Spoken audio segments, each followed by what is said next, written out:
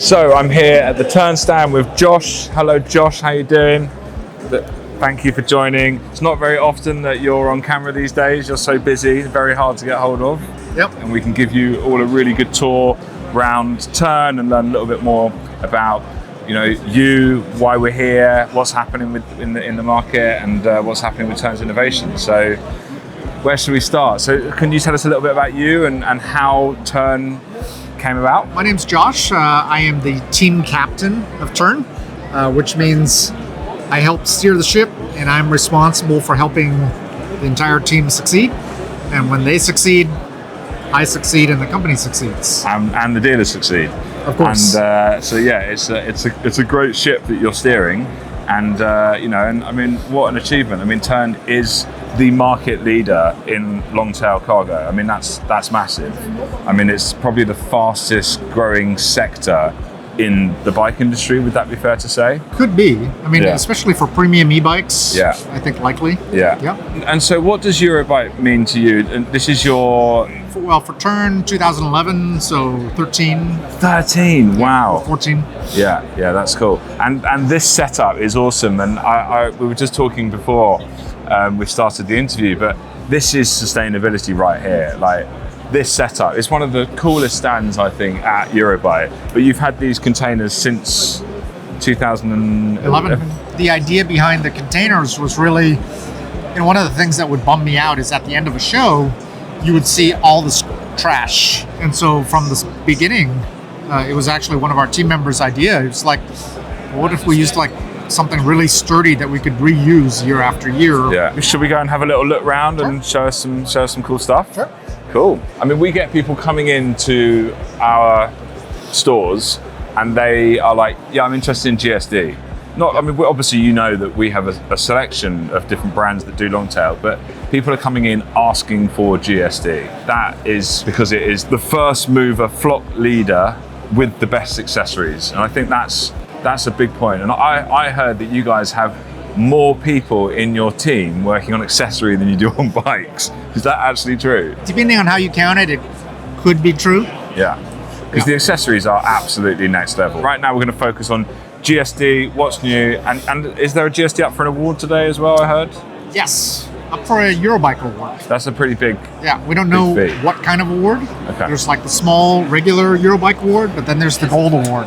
And that's in about an hour. Yes. So I think we might have to follow you to that award. So what would you like to tell us about the GSD? Well, the GSD it's the original compact cargo bike, right? So the idea was, if you're making a bike to carry stuff, does it need to have large wheels, have a aerodynamic riding position? And our conclusion was no. If you're making it electric, you could design it a lot differently. So you could have small wheels. Yeah. You could have a very upright sitting position. And so this is now generation 3. Yeah. Generation 1 came out in 2017. Yeah. It was exciting because it was a bicycle that was the length of a regular bike. Big time, yeah. 185, yeah. That could carry one rider and 2 small passengers. Yeah, and stuff on the front, which Yes. is like revolutionary. Yes. At a low center of gravity, and that's what really made that category so famous very quickly. Yeah. And so we're now 8 years later with generation 3, and we've made a lot of improvements. Yeah. And I think one of the big things behind our team is that we're all riders. And we are all same, GSD riders. Yeah. And so when you are a user, that's how you think about it. Hey, this thing annoys me. Yeah. This buckle doesn't allow me to close the bag when I'm holding my kid. Yeah, it's continuous improvement at its absolute best, and people are going to bed thinking about it, waking up thinking about it. Proper. That's the way that these things work. But what's really interesting is it still looks the same to the untrained eye from 10 meters away. It still looks the same. So clearly, you got it right in 2017, and that's good to see. But it's so much better. Yeah. I mean, you can do things with geometry, right? You can adjust steering geometry. You can adjust wheelbase. You can adjust the center of gravity. And all of those things have a really positive effect on the ride. When heavily loaded. I think that's something that I have to emphasize to people. It's like, hey, if you come in looking for a cargo bike, you should ride it loaded. If you're going to be carrying kids, come in and ride with your kids. Yeah. Because the difference in a well-designed cargo bike, when it's loaded and not loaded, it can feel very much the same. Yeah, we do that. So when customers come in, if they don't come in with their kids, we put one of the 19-litre office water bottles on the back, which is actually harder because the water's sloshing around. Yep. And if they can do that, and I'm like, if you can do that, you can put your precious cargo in it. And they're like, great. So then they come back with the kids, do their second test ride, and and then normally that's enough for them to commit. The key is, how do you get a non-cyclist to become a cyclist? Yeah. And we look at it, really, really simply, which is roughly half of trips in an urban area are single occupancy. No, they're 5 kilometers. Okay. 3 miles or less. Okay. Yeah. Right. Yeah. 50% or more. Yeah. Right. And so the way we look at it is, it just doesn't make sense to drive a car for a trip that's that short. Yeah. Totally. It's probably faster. It's definitely more fun. Yeah. It's better for the kids. Yeah. Right. More stimulation.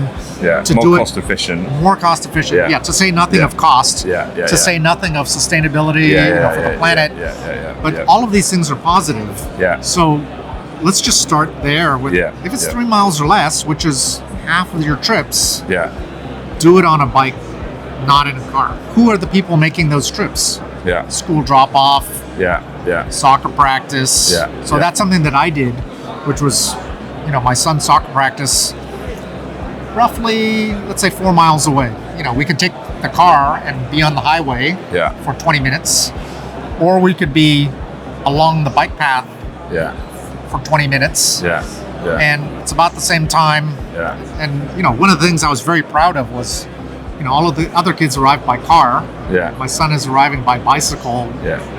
Behind his dad. And at 12, 13, that age, I remember asking my son, hey, what do you think? You still want to do bike or thought for a second? He's like, I prefer bike. The kids are getting it because when they're in at a young age and then they take them out and they're like, hang on a minute, I could be chauffeur driven around by like my dad or my mum and have a really nice time. And it's just like, it's they're feeling it. But that's one of the beauties of kids that grow up on the back of a bike, is that they're just very comfortable being there. And in fact, they enjoy it more. It's like, hey, look, I get some, I'm not, in a metal box. Not stuck in traffic. Breathing fresh air. And I mean, look, the rain protection is obviously a big thing that you guys nailed. I mean, look at this. Let's just go over here for a sec. This one. I mean, that's just a beautiful piece of art. I love it. So this is for sun. Yeah. So this is for sun, but we have a rain shield that goes over it. So essentially a tent kind of metaphor, right? So this is sun, and if it starts raining, you take it out of the panniers and throw it over the top. Clip it in. And you're ready for rain. This is the rain one here. This is very popular as well because people use it as a pannier. You know? I mean, it's actually much better than panniers. This is a quick haul long, Yes. I mean, I tend to advise people, I'm like, are you sure that you definitely want this? Because if you go a step up, you can future-proof yourself to do adventures that you might not think you're going to do now, but when you realise how much you're enjoying it, you might want to do in the future. And about 50% of them go, do you know what? Yeah, I'll go with that. Yeah, I mean, we look at it as, similar to an iPhone, right? Today, if you want to get an iPhone, you can go buy the 16 Pro Max. If you value that camera and the video, right? Those features. But not everybody needs that. Some people don't use the camera and, hey, I want an SE. Or I want a 14, or my budget is only this much. But I still want quality. But then they still get the kind of carefully selected dealers that obviously Tern's network has quite a stringent process as to who those dealers can be. So, I mean, this is something that's, in the days of direct-to-consumer sales, for us, we absolutely believe that you have to have local proper professional service. E-bikes are a heavy-use vehicle. They are complicated. If you don't do things right, they can be dangerous. And you have to have local professional service, and that's definitely people like Fully Charged. Thank you. Yeah, no, it's really important, and it is more like buying a car than buying a bike, a cargo bike, especially when you're carrying precious cargo. So it's a nice bit of set design over here. I'm liking this. I mean, these Oroxes have been a little bit slower in London, to be honest, to pick up. This bike is not a bike that you ride in downtown New York or Paris or in the middle of London, right? Yeah. You need to be in Switzerland or Austria. Yeah. I think the important thing is that the people who have gotten the bike love it. Yeah. And they are doing amazing things on the bike. You know, there's this one father who wrote us, and he said, "Look, I have a son who's developmentally, let's say, restricted or yes, yeah, and he and I are taking a 1 month ride through the French countryside. Oh wow, camping. Just the two of us. Yeah. Like hearing that story, and you know, we wouldn't do it in a car. Yeah. But this time that we have together is so memorable. Yeah, valuable. And so stories like that. Yeah. We love. On the other hand, you can set it up to be, you know, so this is the same bike. Yeah. But you can see that with a little bit of a change in tires. Yeah. This is an all-rounder that can go on-road, off-road. Yeah. Easily. Yeah. And what else have we got to show over here? That bike doesn't get enough attention either, the NBD. Oh. It's a great bike though. No, I love that bike. It's so good. It's a great city bike for anybody. Yeah. However, because it has a very low step, if you have knee issues or back issues or hip issues, or if you're shorter, it's an amazing bike, you know, for that person. The other person it's good for is the person who hasn't been on a bike in a while. Yeah, very They're less confident. confident. Yeah. I believe there is no e-bike that is easier to ride than this bike. Nice. Yeah. You know, strong statement.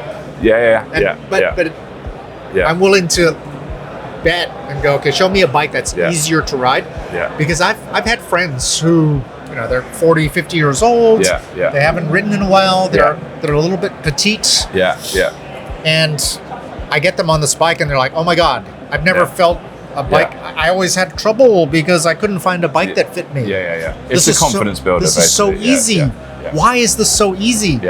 And the answer from us is, well, because we thought about you when we were designing it. And then obviously the Vectrons, that's now on the smart system with the belt drive. So that's pretty big news. We're excited. I mean, I think the belt drive really suits a folding bike. Definitely. Right? Because a folding bike is something that you fold up, you put it in your car. You don't want a greasy chain against your leather seats. Or you're taking it onto the train. You're, let's say, brushing up against other train riders. But then the next one, I guess, is safety. And I know that this is a big part for you, which is the DIN 90710. Is that? 79010. That's it. You know it. So tell us a little bit about that. Cargo bikes, they're a pretty relatively new type of product. And so the legal standards for cargo bike is slow to catch up. So what people need to understand is that there is no mandatory testing for cargo bikes. There's nothing. And so when the GSD came out, we did a lot of testing and we set 200 kilograms as our standard. So this is the weight capacity. Gross weight capacity, including rider, including bike. Yes, 200 kilograms. Our view is, right, if you're riding on the bike in traffic with your kids, you can't afford for 1 in 1,000 forks or 1 in 10,000 to snap. You just can't. And so basically our view is if you are claiming any gross vehicle weight above 120 kilograms, you need DIN testing. Well, Josh, thanks so much for joining, and I wish you all the best with the award in a minute, and we'll be right with you and up there.